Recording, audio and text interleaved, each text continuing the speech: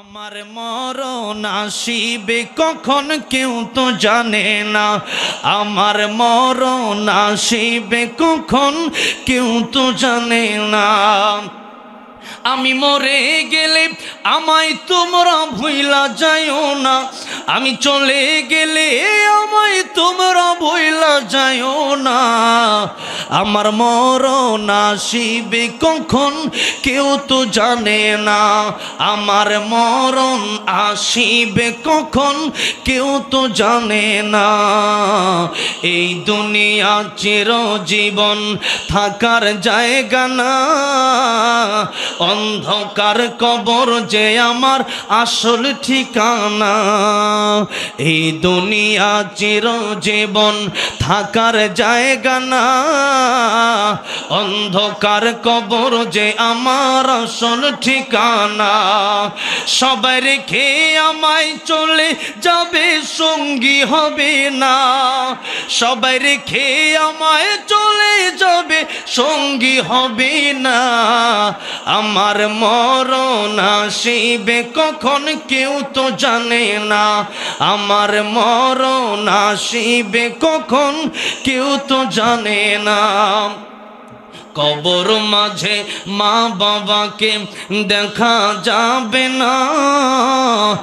দেখব যাকে তিনি হলেন শাহে মদিনা। কবর মাঝে মা বাবাকে দেখা যাবে না। দেখব যাকে তিনি হলেন শাহে মদিনা। সেদিন আল্লাহ বিনে অন্য কেহ বন্ধু হবে না। সেদিন আল্লাহ বিনে অন্য কেহ বন্ধু হবে না।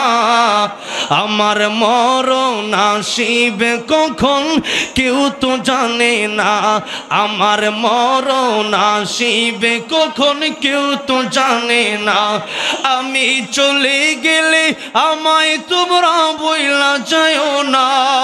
আমি মরে গেলে আমায় তোমরা বইলা যাইও না। আমার মরণ আসিবে কখন কেউ তো জানে না। আমার মরণ আসিবে কখন কেউ তো জানে না। জোরে আওয়াজ দিয়ে বলেন কথা ঠিক না বেঠিক? এই জন্য আল্লাহ রাব্বুল আলামিন কোরআন শরীফের ভিতরে বলেছেন, ইদা জাআ আজালুহুম লা ইস্তাখিরুনা সাআতাও ওয়া লা ইস্তাকদিমুন। মৃত্যুর এক সেকেন্ড আগেও মরণ হবে না। মরণের সময় হয়ে গেলে পরে নাফরমান ব্যক্তিরা আজরাইলকে বলতে থাকে, ও মালাকুল মাউত, আমার জীবনে যা অর্জন করেছি সব তোমারে দিয়ে দেব, সব তোমারে দিয়ে দিব, আমার জানটা তুমি ভিক্ষা দিয়ে দাও। কিন্তু আজরাইল বলে না, সারা জীবন সময় পেয়েছিলি, আল্লাহর নাফরমানি করেছিলি, আজকে আর কাজ হবে না।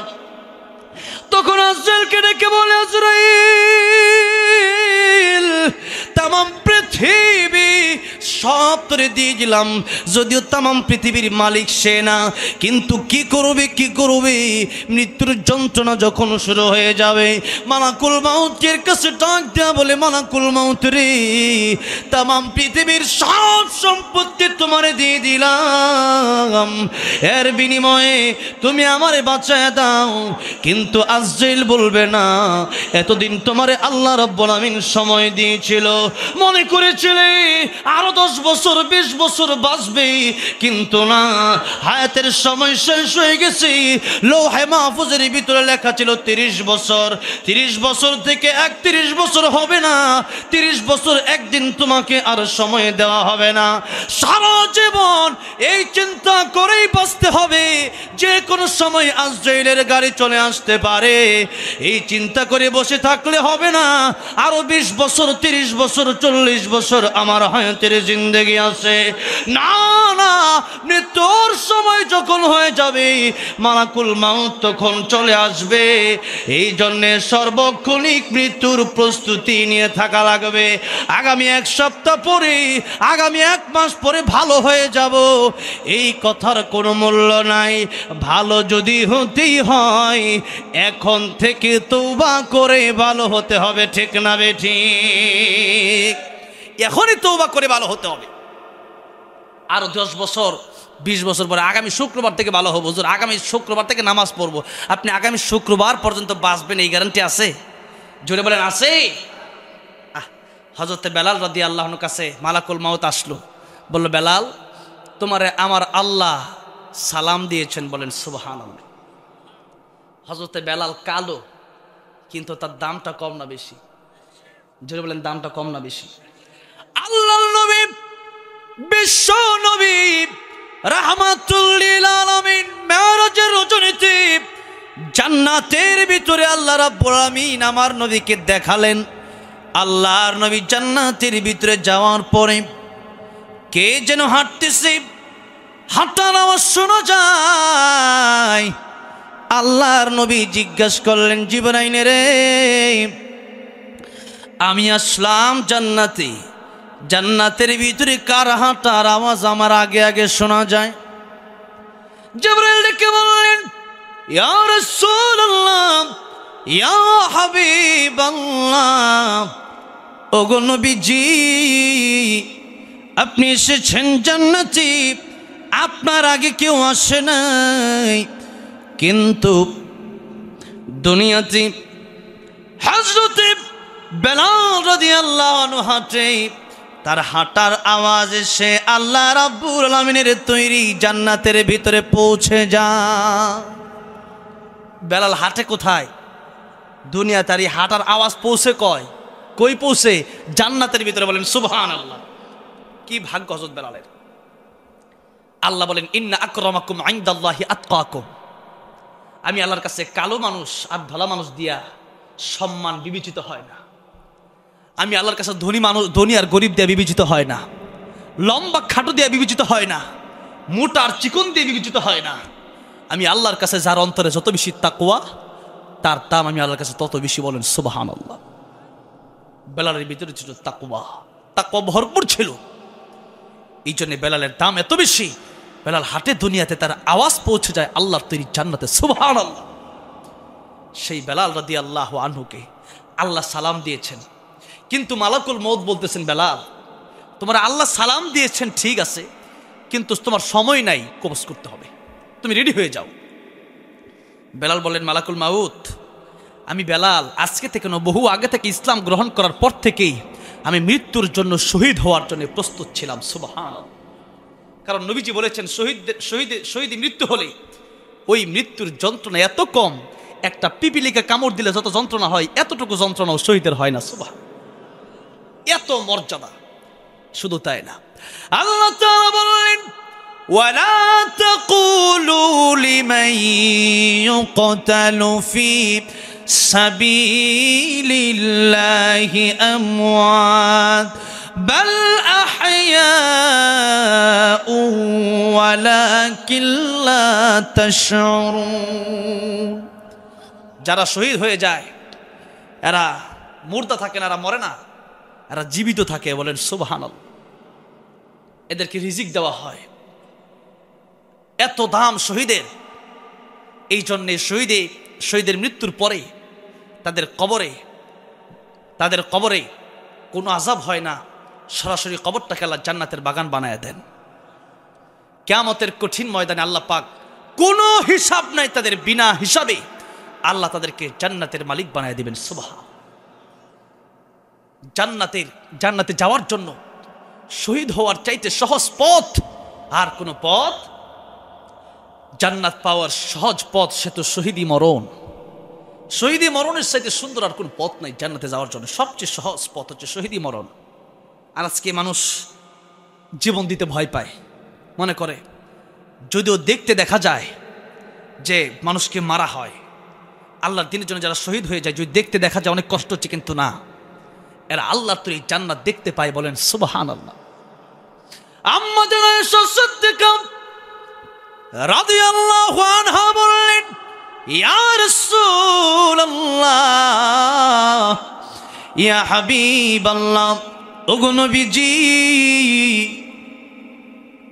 যদি নাফরমানের মৃত্যুর যন্ত্রণা হয়, মুমিনেরও কি মৃত্যুর যন্ত্রণা হবে? রাসূল বললেন, হ্যাঁ হবে, কিন্তু বেঈমান আর কাফিরের মৃত্যুর যন্ত্রণা একরকম না। মুমিনের জান বের করার সময় কষ্ট একটু হবে, কিন্তু মুমিন টের পাবে না, বলেন সুবহান। এই সিরাজগঞ্জে কি নদী আছে? যমুনা নদী। একজনের বাড়ি যমুনার এই পারে, আর একজনের বাড়ি যমুনার ওই পারে। মেয়ে ছেলে প্রেম করে, বাপের করা নির্দেশ, মনে করেন জসিম, এই জসিম, আগামীকাল থেকে ওই মেয়ের সাথে তোমার দেখলে হাড্ডি গুড্ডি ভেঙে ফেলবো। এই যে বড় একটা নির্দেশ, করা নির্দেশ, সন্তান ভয়ের যায় না, দেখা করে না। একদিন এত কুয়াশা, এত শীত, মাঘ মাসে শীত, কয়েকদিন আগে কিন্তু আর বেশি শীত ছিল, মনে করেন এরকম শীত। এই শীতের ভিতরে ছেলে চিন্তা করছে আজকে রাতে বাবাও বের হবে না, মাও বের হবে না, এই শীতের ভিতরে বের হওয়ার কোনো সিস্টেমও নাই, বের হলেও যে কুয়াশা, আমার এই ঘরের ভিতরে আসার চিন্তাই করবে না। আজকে এই সুযোগ, তার সাথে দেখা করা লাগবে। কিভাবে দেখা করব? নদীর পাড়ে গিয়া দেখে কোনো নৌকা মাঝি কিছুই নাই, রাত 2টা বাজে, শীতে কাঁপতেছে, দাঁতে দাঁতে বাড়ি খায়। এরপরে নৌকাও নাই, যাবে কিভাবে? চিন্তা করলো আমার যেতেই হবে, কারণ তার প্রেমিকার সাথে দেখা করবে। এই জন্য চিন্তা করলো, যা করে আল্লাহ, কাপড় সাপড় খুলে নদীতে জাপ দিছে। এই শীতের ভিতরে নদীতে জাপ দেওয়া কি চারটিখানি ব্যাপার? সহজ না কষ্ট? কষ্টের ব্যাপার।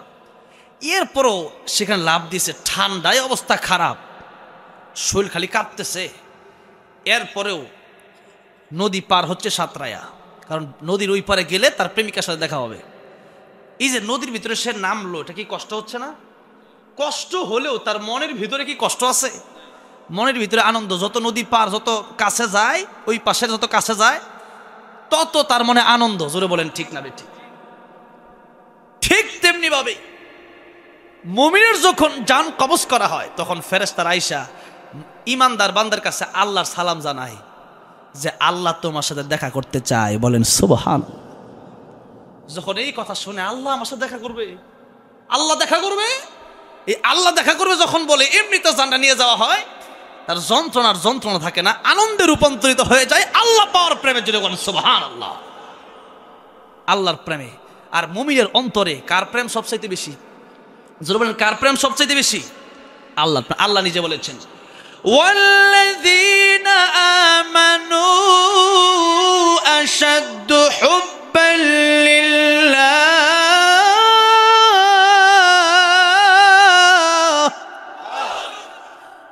আল্লাহ বলেন, মুমিনের অন্তরে দুনিয়ার, তার বাবা মা, তার মেয়ে, তার ছেলে, দুনিয়ার যা কিছু আছে, চাকচিক্য, বাড়ি গাড়ি, সবচাইতে বেশি মোহাব্বত আমি আল্লাহর। জুড়ে বলেন সুবহানাল্লাহ।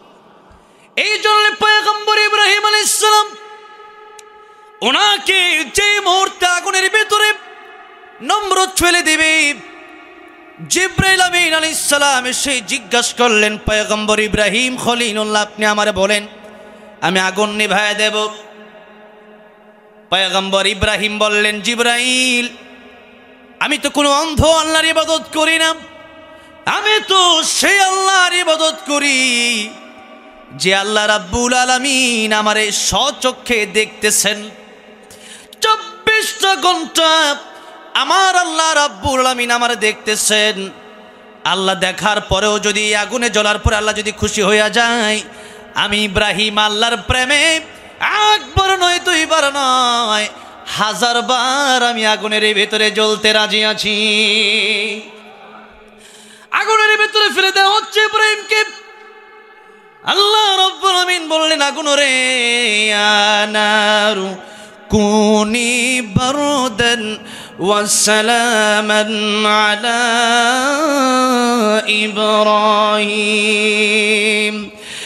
আগুন ইব্রাহিমের জন্য আরামদায়ক হয়ে যাও, বেশি গরমও না, বেশি ঠান্ডাও না, আরামদায়ক হয়ে যাও। নমরুদ তাকায় দেখতেছে, আগুনের ভিতরে ইব্রাহিম আলাইহিস সালাম পড়ে না।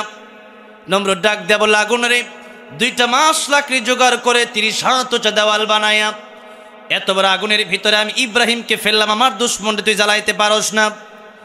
আগুন ডেকে বলছে, নমরুদ রে, আমি জ্বালাইতে পারি কি পারি না, পারলে তুই আয়, तमाम পৃথিবী আমি আগুন জ্বালায় দিতে পারি। তথাপি আল্লাহর প্রেম যে ইব্রাহিমের অন্তরে আছে, সেই ইব্রাহিম খলিলুল্লাহকে আমি তার একটা পশমও জ্বালায় দিতে পারি না। যে নামে ইব্রাহিমের আগুন হলো পানি, ডাকার মতো ডাকলে আজও সাড়া দেবেন তিনি রে মন, সাড়া দেবেন তিনি। ও মধুর নামটি মিটায় হতাশার জ্বালা, গলেতে পড়ো নামের মালা। ও নামের তুলনা হবে না, হবে না, ও নামের তুলনা হবে না, হবে না। তুলনা নাই নাই নাই, তুলনা নাই নাই নাই। এসো না আল্লাহর নামে গান গাই, এসো না মন প্রাণ জোড়াই, এসো না মন প্রাণ জোড়াই। আল্লাহু আকবার বলেন, আল্লাহু আকবার, মোহাব্বতে আল্লাহু আকবার বলো, আল্লাহু আকবার, জোরে জোরে আল্লাহু আকবার বলেন, আল্লাহু আকবার বলো। ও মধুর নামটি নিলে হৃদয় হাসে, ও মধুর নামে সুখ নেমে আসে। ও নামের তুলনা মিলে না, মিলে না, তুলনা নাই নাই নাই, তুলনা নাই নাই নাই। এসো না আল্লাহর নামে গান গাই, এসো না মন প্রাণ জোড়াই, এসো না মন প্রাণ জোড়াই। আল্লাহু আকবার বলেন, আল্লাহু আকবার, আল্লাহু আকবার বলেন, আল্লাহু আকবার। আল্লাহর প্রেমন্ত নিয়ে রাত গভীর হয়ে গেছে, আল্লাহ ডাক দেন, আল্লাহু আকবার বলেন, আল্লাহু আকবার, আল্লাহু আকবার বলেন। আরেকটু জোরে মোহাব্বতে মায়া লাগায়া আল্লাহু আকবার বলো, আল্লাহু আকবার। আমার ভাইরা, আমার মুরব্বী বাজিরা, যে কথা বলতেছিলাম, ইমানদারের জন্য মৃত্যু হলো। নবীজি বলেন, আল মাউতু তুহফাতুল মুমিন, মৌত হলো ইমানদারের জন্য হাদিয়া। হাদিয়া দিলে পরে মানুষ খুশি হয় না বেজার হয়? জোরে বলেন। খুশি হয়, হাদিয়া দিলে মানুষ খুশি হয়, কিন্তু নাফরমানের জন্য কিন্তু এটা হাদিয়া না। আল্লাহর নবী অন্য হাদিসের ভিতরে বলেছেন, মান মাতা ফাকাদ কামাত কিয়ামাতুহু, যে ব্যক্তি মরে যায় তার মৃত্যুর সাথে সাথে কিয়ামত শুরু হয়ে যায়। অন্য হাদিসের ভিতরে এসেছে, আল কবরু রাউদাতুম মিন রিয়াজিল জান্নাহ আও হুফরাতুম মিন হুফারিন নার। কবরটা কারো জন্য জান্নাতের বাগান হয়ে যায়, আর কারো জন্য জাহান্নামের গর্ত হয়ে যায়। কারো জন্য জান্নাতের বাগান হয়ে যায়। আমাদের মুসলমানের কবর দেওয়া দেখে অনেকেই বলে, অন্য ধর্মের লোকেরা, এরকম ভাবেই একটা মুসলমানকে একেবারে জায়গা হয় না, তো ছোট্ট একটা মাত্র 3.5 হাত ঘরের ভিতরে কবর দিটা কেমন কথা? কিন্তু বিষয়টা এরকম নয়। মৃত্যুর পরে সে যদি আসলে ইমানদার হয়, তার কবরটা, তার চক্ষু যতদূর যাবে ততটুকু আল্লাহ বিস্তৃত করে দিবে, বলেন সুবহানাল্লাহ। ততটুকু জায়গা আল্লাহ তারে করে দিবে। তার কবরে জান্নাত থেকে আল্লাহ পাক জান্নাতি বাতাস চালু করে দিবে, বলেন সুবহানাল্লাহ। জান্নাতি পোশাক তারে পরায় দেওয়া হয়। আর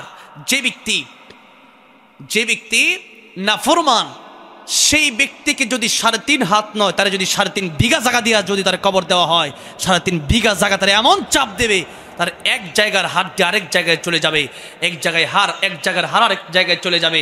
তারা 7.5 বিঘা জায়গা নিয়ে না, তারা যদি দুনিয়ার সমস্ত জায়গা নিয়েও যদি কবর দেওয়া হয়, তারা মাটি এমন চাপ দেবে, মাটির উপরে যতটা ভালো কাজ করবেন মাটির নিচে ততটাই ভালো থাকতে পারবেন, আর মাটির উপরে যতটা খারাপ কাজ করবেন মাটির নিচে ততটাই খারাপ থাকতে হবে। সেটা চিন্তা করেই কিন্তু মাটির উপরে চলতে হবে। কথা ঠিক না ঠিক?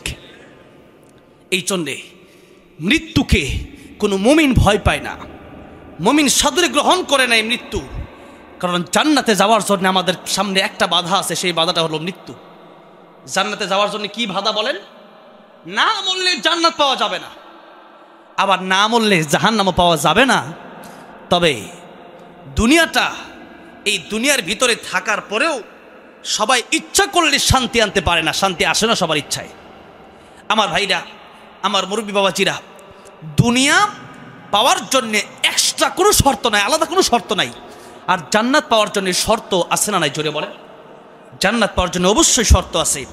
বলেন তো, এই বাংলাদেশের ভিতরে সে অঙ্ক করতে পারবে না, ওইরকম স্কুলে পড়াশোনা করে নাই, তারপরে জমির মালিক আছে না নাই? আছে। টাকা পয়সার মালিক অনেক আছে। তারপরে এমন শিক্ষিত আছে, মাস্টার্স কয়েকবার পাশ করছে, কিন্তু চাকরি হয় না, এরকম লোক আছে না নাই? তো সম্পদ, দুনিয়ার সম্পদ আল্লাহ যারা চাইবে তাকেই দেবে। এই জন্য দুনিয়াতে আল্লাহ রাব্বুল আলামিন, এটাকে আল্লাহ নবী বলেছেন, আর দুনিয়া সিজনুল মুমিন ওয়া জান্নাতুল কাফির। দুনিয়া মুমিনের জন্য হচ্ছে জেলখানা, আর কাফেরের জন্য বালাখানা। কাফেরের জন্য দুনিয়াটা কি? জান্নাত। ওয়া জান্নাতুল কাফির, দুনিয়াটা তাদের ভোগ বিলাসের জায়গা, তারা এখানে আরাম করতে পারে, কিন্তু মুমিন দুনিয়াতে আরাম করতে পারে না। এই জন্যে আলেমদেরকে যখন জেলে নিয়ে যাওয়া হয় তারা হাসে, হাসে না? কেন হাসে? তাদের হাসার একটা কারণ হলো, এই দুনিয়া যেহেতু জেলখানা, সুতরাং 14 শিখের জেলখানাকে আমরা ভয় পাই না।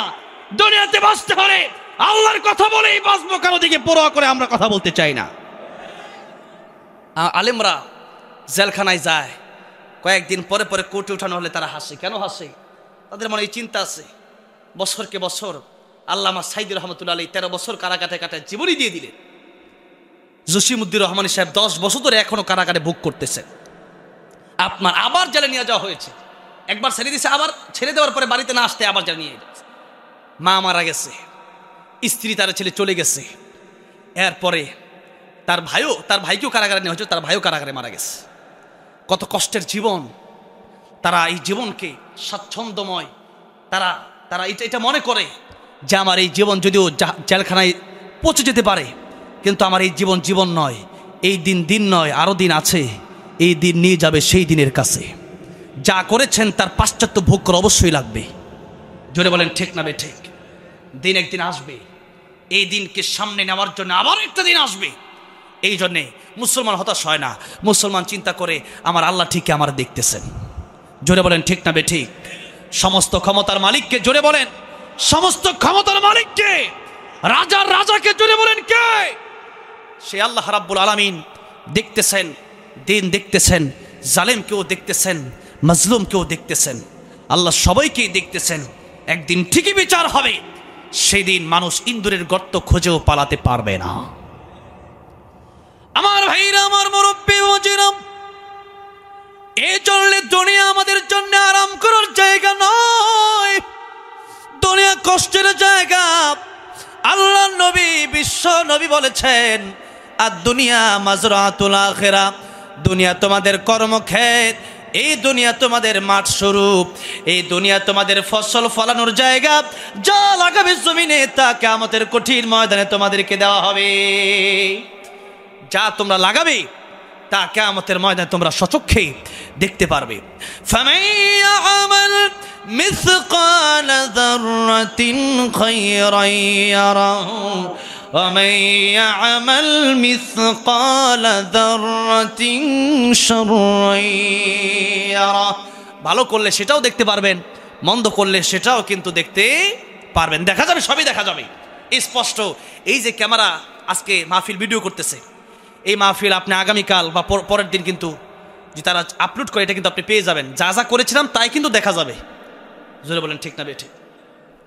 এই ক্যামেরা তো একটু বড় ক্যামেরা। এখন এমনও ক্যামেরা আছে যে এইরকম কোটের পকেটে কলম রেখে দেয় সাংবাদিকরা, এই কলমের ক্যামেরা সামনে একটু ছোট ক্যামেরা, এটার ভিতরে মেমোরি আছে কলমের ভিতরে, এই কলম দিয়ে সব ভিডিও হচ্ছে, আপনি বুঝতেও পারবেন না। যদি এত ছোট ক্যামেরা দিয়ে যদি মানুষ ভিডিও করতে পারে, আমার আল্লাহ রাব্বুল আলামিনের কাছ থেকে সেই ক্যামেরা নাই যেই ক্যামেরা দিয়ে আমাদের সব ভিডিও করতে পারবে? সেই ক্যামেরা নাই, সেই ক্যামেরা আল্লাহর কাছে আছে। এখন বুঝতে সহজ, আগে মানুষকে বুঝাইতে কঠিন হইতো, এখন সহজ। রেকর্ড মেশিন দিয়া মোবাইলে, সুডেটা মোবাইলে রেকর্ড, সব রেকর্ড হচ্ছে, সব রেকর্ড হচ্ছে, যা বলতেছেন সব রেকর্ড হচ্ছে। এই জন্য যা বলবেন সব কিন্তু আল্লাহর ক্যামেরা দিয়ে, আল্লাহর রেকর্ডার মেশিন দিয়েও রেকর্ড হচ্ছে। এটাও কিন্তু কিয়ামতের মধ্যে আপনাকে দেখানো হবে। এই জন্যে আমার ভাইরা, আমার মুরব্বী বাজিরা, এই দুনিয়াটা হলো কর্মক্ষেত। বলেন এই দুনিয়াটা কি? কর্মক্ষেত। আচ্ছা, যারা ধান ক্ষেত, এদিকে ধান ক্ষেত আছে না?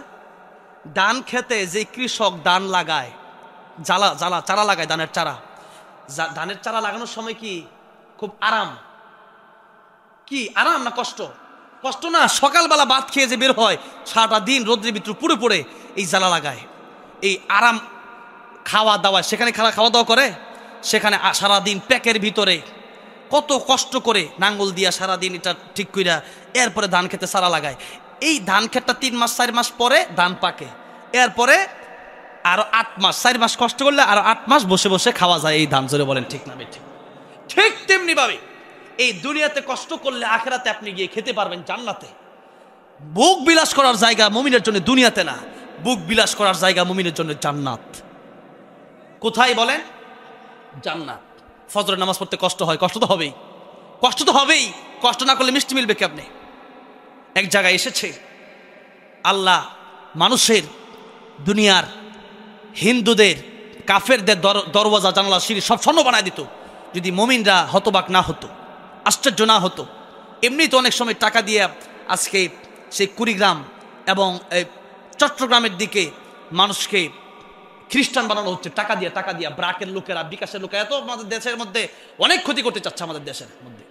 বিকাশ, ঠিক এই বিকাশ, এটা বয়কট করা লাগবে। বিকাশ, এদের এই লোকগুলো আমাদের দেশের ভিতরে খ্রিস্টানদের মিশনে চালু করতে চাচ্ছে। এই জন্যে যারা চালু করতে যাচ্ছে, এই ব্রাক সহ অনেক লোক আছে, এরা আমাদের দেশের ভিতরে চুপি চুপি করে, আমরা বুঝতে পারছি না, চুপি চুপি করে এরা আস্তে আস্তে আমাদের দেশের বর্ডার এরিয়াগুলোতে সাধারণ মুসলমানকে বোঝাচ্ছে যে তোমরা খ্রিস্টান হয়ে যাও, তোমরা ঈসা আলাইহিস সালামকে মেনে নাও। ঈসা আলাইহিস সালাম পরবর্তীতে আসবে। ঈসা আলাইহিস সালাম কি নবী হয়ে আসবে না উম্মত হয়ে আসবে? কি মনে করেন আপনারা? আকীদা, আমাদের আকীদা আহলে সুন্নাত ওয়াল জামাতের আকীদা হলো ঈসা আলাইহিস সালাম উম্মত হয়ে আসবে, নবী হয়ে আসবে না। আখির নবী, আমাদের নবী, আল্লাহ স্পষ্ট কোরআনে ঘোষণা দিয়েছেন, ওয়ালাকির রাসূলুল্লাহ ওয়া খাতামান নাবিয়্যিন, নবী শেষ নবী, আমার নবীর পরে আর কোন নবী আসবে, ঈসা আলাইহিস সালাম আসবে, উম্মত হয়ে আসবে, কোন নবী হয়ে আসবে না। তাহলে আর নবী যে বলেছেন আনা খাতামুন নাবিয়্যিন লা নাবিয়্যা বাদি, যে ব্যক্তি আমার নবীকে না মেনে গোলাম আহমদ কাদিয়ানীকে নবী মানুক অথবা ঈসা আলাইহিস সালামকে নবী মানুক, পরে আসবে তার উম্মত, আমরা এখন এটা মনে করবে, তাদের উভয়ের ঈমান থাকবে না, এরা জান্নাতে যেতে পারবে না, কারণ তাদের ঈমান ঠিক ছিল না। কোরআনের আয়াত অস্বীকার করেছে, সূরা আহজাবের এই আয়াত তারা অস্বীকার করেছে এবং নবীর হাদিস তারা অস্বীকার করেছে। এই মহিলার ঘরে গেল, মহিলা ডাক দিয়ে বলল, কি ফিলে রে? মহিলার চোখে পানি, মহিলা কাঁদতেছে। কি ফিল ডাক দিয়ে বলল, মহিলা তুমি কাঁদো কেন? তুমি তো নিজেই রাজি হয়েছো, এখন তোমার চোখে পানি কেন? মহিলা ডাক দিয়া বলল, কি ফিলেরি? কিয়ামতের ময়দানে আল্লাহ রাব্বুল আমিনের দরবারে কি জবাব আমি দেব? জীবনে কোনোদিন জিনা করি নাই, আজকে তোমার সাথে আমার জিনা করা লাগবে টাকার বিনিময়ে। কিয়ামতের ময়দানে জাহান্নামের আগুন কেমনে সইব?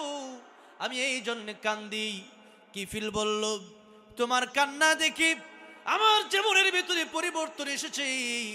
আমি আর জীবনে কোনোদিন জিনা করব না, আর জীবনে কোনোদিন সুদ খাবো না। আল্লাহর কাছে এই যে তওবা করলো কিফিলের ওই রাতেই কিফিলের ইন্তেকাল হয়ে গেল। লোকেরা খুব খুশি হয়ে গেল, কিফিলের ইন্তেকাল হয়ে গেছে। লোকেরা বলাবলি করতে লাগলো, সুদখোর বেটা জালেম, তার ইন্তেকাল হয়ে গেল। আমরা বড় খুশি, কারণ জালেম মরলে, খারাপ মানুষ পড়লে লোকেরা খুশি হয় না, বেজার হয়? খুশি হয়। খুশি হয় কেন? লোকটা খারাপ ছিল, আমাদেরকে কষ্ট দিত, এলাকা সবারই কষ্ট দিত। এই লোক মারা গেছে, এই জালেম শাসক মারা গেছে, আমরা খুশি, এই জন্য সবাই খুশি হয়। আর ভালো মানুষ মারা গেলে, ভালো মানুষ মারা গেলে তখন শুধু মানুষ কাঁদে না, তখন আল্লাহ নবী বলেছেন আসমান কাঁদে, জমিন কাঁদে। বলেন সুবহান। আকাশের উপরে দিয়ে দুটি দরওয়াজা আছে, একটা দরওয়াজা রিজিকের দরওয়াজা, আরেকটা দরওয়াজা মানুষের আমল নামা উঠায় নেওয়ার দরওয়াজা। আল্লাহ নবী প্রতি সোমবার আর বৃহস্পতিবারে রোজা রাখতেন। সাহাবীরা জিজ্ঞাসা করলে, ইয়া রাসূলুল্লাহ, ইয়া হাবিবাল্লাহ, আপনি সোমবার বৃহস্পতিবার রোজা রাখেন কেন? নবীজি বললেন, প্রতি সোমবারে রোজা রাখি এই জন্য যে আমি এই দিনে পৃথিবীতে এসেছিলাম। আর বৃহস্পতিবারে আমাদের দেশে কিছু লোক আছে, সোমবার এই রবিউল আউয়াল 12 রবিউল আউয়ালে বিরিয়ানি খায় আর মিষ্টি খায়। মিষ্টি খায় না, নবী যদি ভালোবাসতে হয় রোজা রাখেন। বলেন ঠিক না বেঠিক? নবী যেটা দেখিয়ে গিয়েছেন। আর 2 নম্বরে বৃহস্পতিবার, প্রতি বৃহস্পতিবার সাপ্তাহিক আমল নামা বান্দার উঠায় নিয়ে যাওয়া হয় আল্লাহর কাছে। বান্দা খারাপ করলো না ভালো করলো, বান্দা যদি ভালো আমল নামা বান্দার থাকে, বান্দার সুন্দর আমলের কারণে সুন্দর আমলের ঘ্রাণে আকাশ মুখরিত হয়ে যায়। আর বান্দার আমল নামা যদি খারাপ হয়, ওই খারাপ আমলের কারণে আকাশ দুর্গন্ধ হয়ে যায়। এই জন্যে ভালো মানুষ মারা গেলে আকাশ আল্লাহর কাছে কান্দে, আল্লাহর কাছে বলে, আল্লাহ এই লোকটার ইন্তেকাল হয়ে গেল, লোকটার আমল ভালো আমল আর জিন্দেগিতে আমি আকাশ দিয়ে যাবে না। লোকটার আমল যখন আমি আকাশ দিয়ে যেত আমার কাছে বড় ভালো লাগতো। আর জমিন কান্দে, আল্লাহ তাআলা এই জমিনের পিঠের উপরে বসে এই ব্যক্তিটা নামাজ পড়তো, এই জমিনের পিঠের উপরে বসে এই লোকটা কোরআন তেলাওয়াত করতো, এই লোকটা জিকির আজকার করতো। আল্লাহ গো, লোকটারে আমার বড় ভালো লাগতো, লোকটা নামাজ পড়লে আমি জমিনে খুশি হয়ে যেতাম। আজকে তো চিরতরে লোকটা বিদায় নিয়ে এই জমিন থেকে চলে গেল, এই লোকটা আর জিন্দেগিতে নামাজ পড়বে না, আর জিন্দেগিতে কোরআন তেলাওয়াত করবে না, আর জিন্দেগিতে জিকির আজকার করবে না। এই লোকটার আমল আমার কাছে বড় ভালো লাগতো। এই কথা বলে জমিন পর্যন্ত তার জন্য কান্দে। শুধু তাই নাই, ভালো মানুষ মারা গেলে আল্লাহর ফেরেশতারাও পর্যন্ত তার জানাজায় এসে শরীক হয়ে যায়। আল্লাহর ফেরেশতারাও তার জানাজায় এসে শরীক হয়ে যায় এবং তার জন্য মাগফিরাতের দোয়া করে। বলেন সুবহানাল্লাহ। আর খারাপ মানুষ মারা গেলে পরে দেখা গেছে অনেক সময় লাশ সামনে রেখা 10 জন ইমানদার যদি একটা বলে একটা লোকটা ভালো, আল্লাহ 10 জন ইমানদারের সাক্ষী রাখতে গিয়ে ওই মানুষটাকে মাফ করে দেয়। বলেন সুবহানাল্লাহ। কিন্তু ভালো মানে এক লোক নামাজ পড়ে নাই, ওই লোক ভালো হতে পারে না।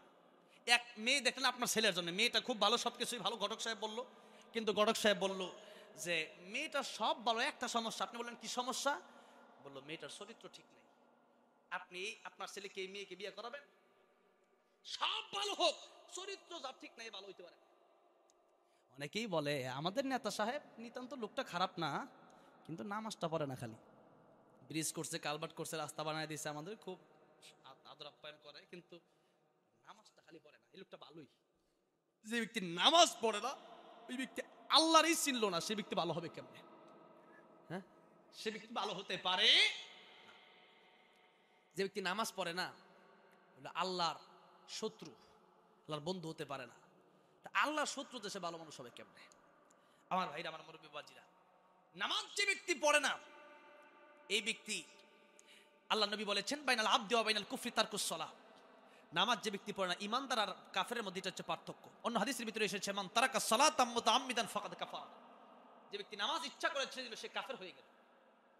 এতে করে ডাইরেক্ট আপনি তারা কাফের বলতে পারেন না, কিন্তু মুহাদ্দিসিনে কারামগণ বলেছেন এই হাদিসের ব্যাখ্যায় যে মানুষ এক ওয়াক্ত নামাজ কাজা করলে পরে কাফের না হলেও নামাজ কাজা করতে করতে এক সময় সে আসলেই কাফের হয়ে যায়। নামাজ কাজা করতে করতে একটা লোকের পকেটে 200-500 টাকা আছে, আর লোকেরা কি তারে টাকাওয়ালা বলে, পয়সাওয়ালা বলে? কিন্তু 500-1000 টাকা করে জমাতে জমাতে জমাতে জমাতে যখন কোটি কোটি টাকা ব্যাংকে হয়ে যায়, তখন কি বলে লোকেরা? টাকাওয়ালা বলে না? এরকম ভাবে নামাজ এক ওয়াক্ত কাজা হলে সে কাফের হয়ে যায়। এই জন্য ডাইরেক্ট কাফের না বলা গেলেও যখন 1 ওয়াক্ত 2 ওয়াক্ত জীবনে নামাজই পড়লো না, নামাজ প্রতিদিন নামাজ পড়ে না, শুক্রবারও নামাজ পড়ে না, আস্তে আস্তে সে ব্যক্তিটা কাফের হয়ে যায়। আর আজকে আমরা নামাজ পড়ি না। আমার ভাইরা, আমার মুরব্বী বাবাজিরা, ওই ব্যক্তিটা মারা গেল, সবাই বলল খারাপ লোক মারা গেছে। এখন লোকটাকে ভালো বলতে হলে বলতেছিলাম ওই লোকটাকে যদি বাস্তবে নামাজি হয় তাহলে লোকটা ভালো। একটা মানুষ ভালো না খারাপ এটা আপনি তখনই বুঝবেন, লোকটা যদি নামাজি হয় লোকটা ভালো। কথাটা বুঝতে পেরেছেন? লোকটা নামাজি হলে কি লোকটা ভালো। জানাজা লাশ সামনে নিয়ে যখন জানাজা পড়াবে বক্তব্য দেয়, না উনি খুব ভালো ছিল। এই বক্তব্য দেওয়ার মানে আসলে ভালো না। কারণ ডাকাতে আপনার সামনে যদি, কারণ সে তো তার ভাই আছে, তার বন্ধুরা আছে, এখন তো খারাপ বলা যাবে না। এখন মনে করেন ডাকাত আপনার কাছে ডাকাতি করে টাকা পয়সা সব নিয়ে গেল, মোবাইল টোবাইল সব নিয়ে গেল, এখন আর জিজ্ঞাসা করলো বলো তো আমরা কেমন, আপনারা কি বলবেন? তোমরা খুব খারাপ, এটা বলবেন? এটা বললে চাকু দিয়ে ফার দিবে। যদি বলেন ঠিক না বে ঠিক। আর তখন ডাকাতের ভয়ে বলেন না তোমরা ভালোই, জোরে বলেন ঠিক না বে ঠিক। এই ভালো বলার দাম নাই, মন থেকে ভালো বলতে হবে। এখন একটা লোক তখনই ভালো যখন নামাজ পড়ে।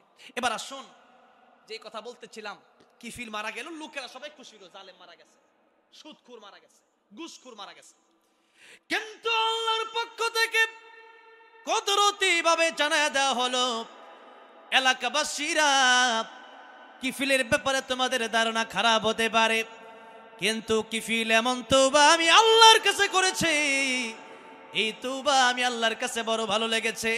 এর বিনিময়ে কিফিল মারা গেলেও গত রাতে তওবা করেছে, আর গত রাতেই মারা গেছে, ঠিক আছে, কিন্তু আমি আল্লাহ রাব্বুল আলামিন তার তওবাকে কবুল করে নিয়ে আমি কিফিলকে জান্নাতের মেহমান বানিয়ে দিয়েছি। তো এই জান্নাতের মেহমান আল্লাহ যদি তার এক রাতে বানিয়ে দিতে পারে তওবার কারণে, আমরা যদি তওবা করি আল্লাহকে আমাদেরকে জান্নাতের মালিক বানাতে পারে না? কিন্তু আমরা গুনার পর গুনাহ করি, তওবা আমরা করি না। ঠিক না? ঠিক বল। আমরা আল্লাহ যে মাফ করবে, আল্লাহ যে বলছে, সেই আমাদের চিন্তাই নেই। যদি একটা গুনাহ করলে আরেকটা করি, একটা গুনাহ করতে গুনাহ যখন করছে জাহান্নামে যত জামুই তো জাহান্নাম, একটু গুনাহ কইরা এই চিন্তা আমাদের। যেরকম ঠিক না ঠিক, যেরকম মনে হয় জাহান্নামে যাওয়ার লাগে রেডি হয়ে রয়েছেন, যদি রেডি হয়ে থাকেন বাসায় গিয়ে আগুন ধরাবেন, 5 মিনিট হাতটা রেখে দেবেন। যদি মনে করেন 5 মিনিট হাতটা 1 মিনিট রাখেন, 5 মিনিট 1 মিনিট যদি রাখতে পারেন তাহলে বুঝছেন যে আমি জাহান্নামে থাকতে পারবো। আর যদি মনে করেন না, তাইলে বুঝে নিয়েন যে জাহান্নামের আগুনের চেয়ে 70 গুণ, জাহান্নামের আগুন দুনিয়ার আগুন না, তার চেয়ে 70 গুণ বেশি পাওয়ার হবে জাহান্নামের আগুনের। কলিজা সুদ্ধা পড়ে যাবে। সেই জাহান্নামের আগুন কেমনে সইবেন সেই চিন্তা করে পরে পাপ করা দরকার। জোরে বলেন ঠিক না ঠিক? আমার ভাইরা, আমার মুরব্বি মুজাহিদ হলে 1 নম্বর যাই কথা বলেছিলাম, আল্লাহর সাথে শিরক করা যাবে না, ঈমান থাকা লাগবে শুদ্ধ। কিন্তু আমরা তো আল্লাহর কাছেও চাই, মাজার গিয়েও চাই। হ্যাঁ, মাজার গিয়ে চাই না? দয়াল বাবা, কেবলা বাবা, আইনার কারিগর, আয়না বসাইয়া দে মোর কলবের ভিতর বাবারে। বাবারে কয় আয়নার কারিগর নাকি কলব নাকি ঘুরাই দিত? আরে বাবা কি কলব ঘুরাইতে পারে? কলবের মালিক কে? জোরে বলেন কে? আল্লাহ। মাজারের নামে যা চলছে আমাদের দেশে, টাকা দিচ্ছে মাজারে বাবার কাছে, বাবা তো মরে গেছে, বাবা এক গোলাম, আপনি আরেক গোলামের কাছে কি টাকা দেন? আর মৃত মানুষকে কি টাকা দিচ্ছেন? আপনি টাকা দিলে জীবিত যেই লোকটা খাইতে পারতেছে না, অনাহার, সেই লোকরে আপনি টাকা দেন। যদি বলেন ঠিক না বেঠিক? 3টা কথা আল্লাহর নবী বলেছেন, তাইমুত তাম ওয়া আফশুস সালাম ওয়া সাল্লু বিল লাইলি। না শুনিয়া আল্লাহর নবী বলছেন 3টা কাজ তোমরা করো, তাদখুলুল জান্নাতা বিসালাম। 3টা কাজ করে সহজভাবে আল্লাহ রাব্বুল আমিনের জান্নাতে চলে যাও। বলেন সুবহানাল্লাহ। 3টা কাজ। কয়টা কাজ? 3টা কাজ। 1 নম্বরে তাইমুত তাম, অনাহারী মানুষকে খাবার দাও। অনাহারী মানুষকে তারে দান করেন, লাভ হবে। আর যদি মনে চাই যে তারাও যদি দান না করেন, টাকাটা যদি নিজেও খান, টাকা যদি আপনার স্ত্রীকেও খাওয়ান, আপনার সন্তানকেও খাওয়ান, তাও নবীজি বলেছেন সৎকার সব। বলেন সুবহানাল্লাহ। কিন্তু মাজারে দিলে সব তো উল্টা গুনাহ হবে। জোরে বলেন ঠিক না বেঠিক? এরপরে আল্লাহর নবী বললেন 2 নম্বরে আফশুস সালাম, সালাম তোমরা বেশি বেশি দাও। আমরা তো পরিচিত লোক দেখলে সালাম দেই, অপরিচিতদেরকে সালাম দেই না। সবাইকে সালাম দিতে হবে।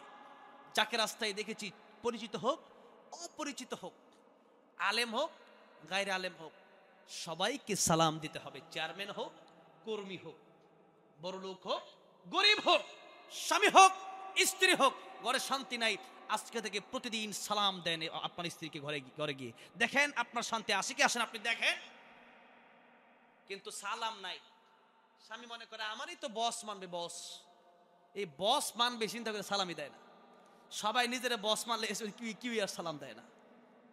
আমার ভাইরা, আমার মুরব্বি ওয়াজিরা, তাহলে 2 নম্বরে সালাম দিতে হবে। আর 3 নম্বরে রাতের বেলায় যখন মানুষ ঘুমায় যায় তখন আল্লাহর সামনে নামাজে দাঁড়ায় যেতে হবে।